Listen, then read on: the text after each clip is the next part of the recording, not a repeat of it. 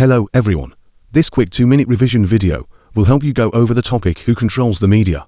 From the unit media, let's get started. There are two key theoretical perspectives on media control, pluralist and Marxist.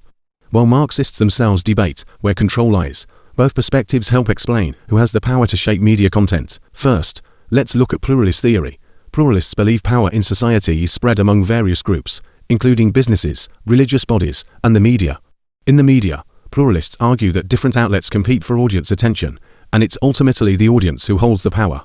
Well, 1977 claimed that newspaper readers determine content because media must give the public what it wants. Pluralists argue that media ownership is concentrated not for ideological control, but for economic reasons. Producing media is costly, so conglomerates grow to maximize audiences.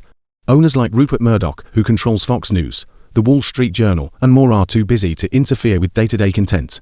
Public broadcasters, like the BBC, are seen as objective examples of independent media. However, critics question pluralism. For instance, Elon Musk's suspension of Twitter accounts that criticized him shows owner influence.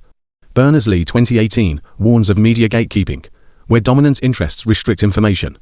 Also, some argue the public is conditioned to want what it sees. Now to the Marxist view. Traditional Marxists argue that capitalist societies are controlled by a powerful elite. Miliband 1973 believe the media is used by the ruling class to spread ideology and create a false class consciousness, convincing the working class to accept their exploitation. Media barons promote their own interests while silencing radical voices. Neo-Marxists, however, offer a more nuanced view. They say that media doesn't intentionally spread ruling class ideology, but rather supports cultural hegemony where dominant ideas prevail naturally. Antonio Gramsci's concept of hegemony helps explain this.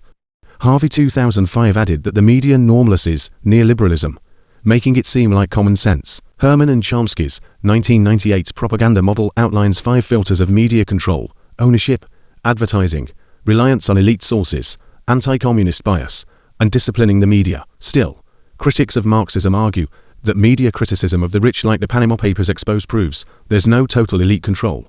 The internet has also enabled alternative voices and platforms like DuckDuckGo to challenge corporate dominance. I hope this was helpful. Thank you.